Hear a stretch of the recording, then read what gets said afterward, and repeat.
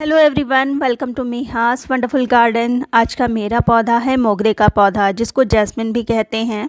अगर आपने प्लांट की रीपॉटिंग कर दी है, उसमें न्यू ग्रोथ स्टार्ट हो गई है, तो आपको कौन सी फर्टिलाइज़र डालनी चाहिए और क्या क्या चीज़ करनी चाहिए इस पे, जिससे वो जो ग्रोथ है वो तेज़ हो सके, जल्दी से ग्रोथ बड़ी हो, जिससे आपको भर के फ्लावरिंग भी मिलना स्टार्ट हो जाए। अगर आपने अभी तक उसकी रीपॉटिंग नहीं करी है तो आपको कौन कौन सी सावधानियां रखनी चाहिए। अपने प्लांट की रिपोर्टिंग में मैंने क्या क्या चीज़ मिक्स करी थी, क्या क्या चीज़ मैंने सावधानी बरती थी, जिसके परिणाम स्वरूप मेरा ये प्लांट कम से कम 4 साल पुराना हो चुका है और भर के फ्लावरिंग करता भी है। तो चलिए वीडियो को स्टार्ट करते हैं। आज है मार्च की 4 तारीख और ये जो मंथ आ रहे हैं ये मोगरे पर ढेर सारे फूल लेने के हैं। तो पहला तो पॉइंट यही है कि अगर आपके पास प्लांट ये नहीं है तो आप ज़रूर लाएं। मेरे पास 2 वैरायटी के प्लांट्स हैं, एक जो स्टार्टिंग में आपने देखा और एक ये। दोनों ही पर बहुत अच्छी फ्लावरिंग होती है। ये जो प्लांट देख रहे हैं ये प्लांट मेरे पास कम से कम 4 साल पुराना है। तो एक बार अगर आप ले आते हैं तो अगर उसकी केयर आप अच्छे से करते हैं तो ये प्लांट जल्दी ख़राब नहीं होता, साथ ही साथ इनकी कटिंग भी आसानी से लग जाती है। ये नर्सरी में आपको 30-40 रुपए का मिल जाएगा। ये ग्रोथ पर डिपेंड होता है। अगर बहुत ज़्यादा बुशी है और विथ फ्लावर है तो आपको प्लांट थोड़ा सा महंगा में पड़ेगा, 80 के लगभग पड़ेगा। अगर आपका प्लांट छोटा है और फ्लावर नहीं है तो आपको 30-40 रुपए का मिल जाएगा। तो छोटा सा प्लांट ले आइए और उसकी केयर घर पे ही करिए। देखते ही देखते वो प्लांट आपका बहुत बड़ा हो जाएगा और आपको ढेर सारे फूल भी देगा। सबसे अच्छी बात है कि इसमें भीनी भीनी सी खुशबू आती है। तो गार्डन में आपके 1-2 प्लांट तो ऐसे होने ही चाहिए जिससे आपका गार्डन महक जाए। तो ये प्लांट ज़रूर लगाइए। अब बात कर लेते हैं कि अगर आपके पास पुराना प्लांट है तो आपको क्या करना है। तो मेरे पास जो प्लांट हैं, 2 प्लांट हैं, तो मैंने लगभग 10-12 दिन पहले इसकी रूट प्रूनिंग की थी और मिट्टी और राइस हस्क, कंपोस्ट और भी कई चीज़ों को मिक्स करके मैंने अपने प्लांट को लगाया था। सबसे ज़्यादा ज़रूरी चीज़ है कि आप एकदम से कोई भी काम ना करें, एकदम से उठे और प्लांट की रूट प्रूनिंग कर दें। ऐसा ना करिए, आपका प्लांट तुरंत शॉक में चला जाएगा और कभी कभी प्लांट शॉक में अगर चला जाता है तो रिकवर होने में बहुत टाइम लग जाता है। तो प्रोसेस वाइज काम करिए। मैंने पिछले वाले वीडियो में बताया कि मैंने उसके पहले उस प्लांट पर क्या किया। तो अगर आपको प्लांट पर रीपॉटिंग करनी है, रूट प्रूनिंग करनी है, तो प्रोसेस वाइज काम करिए।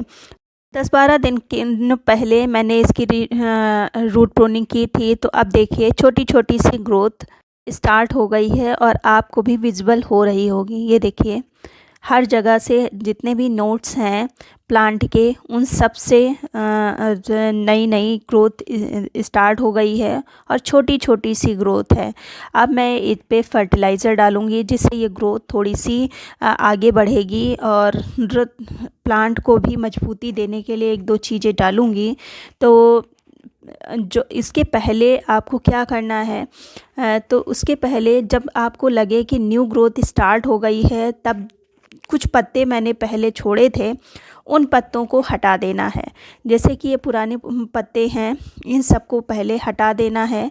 पत्ते हटाने से फ़ायदा ये होगा कि इसको भोजन बनाने के लिए ज़रूरत पड़ेगी लीव्स की, क्योंकि आप जानते हैं कि क्लोरोफिल की उपस्थिति में ही प्लांट भोजन बनाता है और क्लोरोफिल पत्तियों में ही पाया जाता है। तो जब पत्तियों की कमी होगी तो ये जो नई नई सी ग्रोथ हो रही है ये और जोर मारेंगी और प्लांट जल्दी से इनको बाहर फेंकेगा।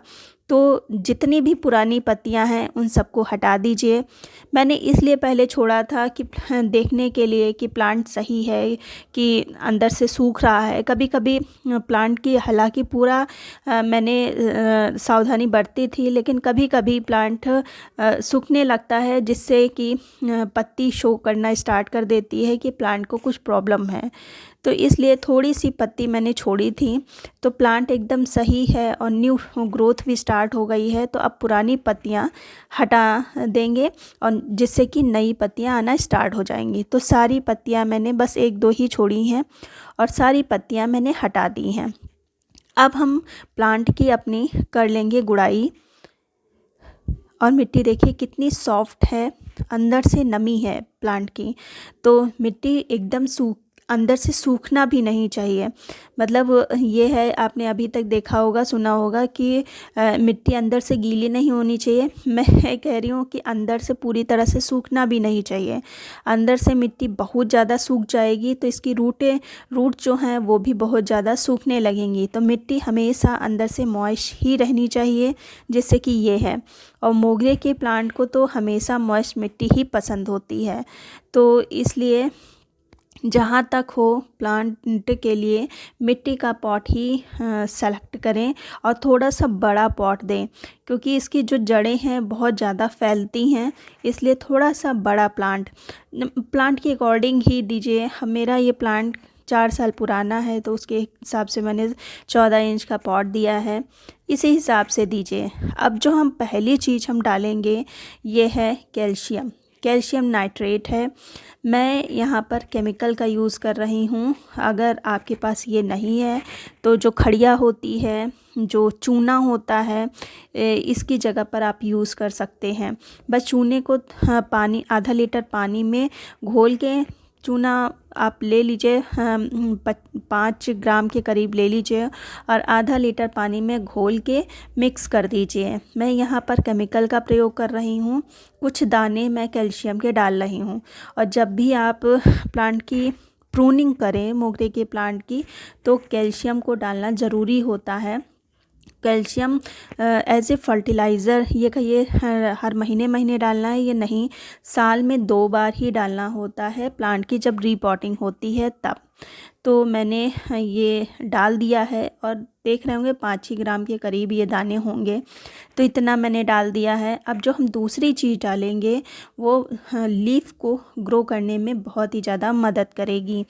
तो उसके लिए मैंने कुछ फर्टिलाइज़र 2 दिन पहले ही बना के रखा है, लेकिन उस फर्टिलाइज़र को देने से पहले कुछ बातें हैं, समझ लीजिए कैल्शियम के बारे में। कैल्शियम का जो फर्टिलाइज़र है किसी के साथ हम नहीं दे सकते।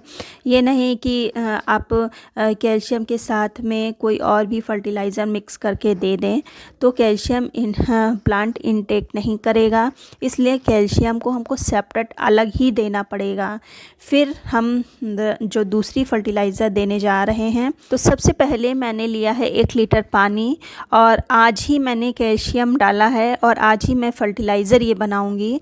और 2 दिन के बाद ये फ़र्टिलाइज़र बन के तैयार होगा, फिर 2 दिन के बाद ही ये फ़र्टिलाइज़र मैं दूंगी।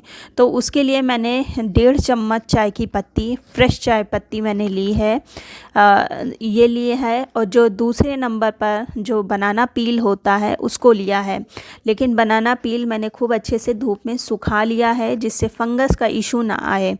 2 बनाना पील हैं और इसको मैं इसी पानी में डाल दूंगी 2 रातों के लिए। तो अभी मैंने कैल्शियम दिया है और 2 दिन के बाद इसका पानी मैं दूंगी। तो कैल्शियम को दिए हुए 2 दिन हो चुके हैं, मिट्टी हल्की सी मॉइस्ट ही है। अब हम इस पानी को देंगे तो देखिए बनाना के जो छिलके थे खूब अच्छे से गल चुके हैं।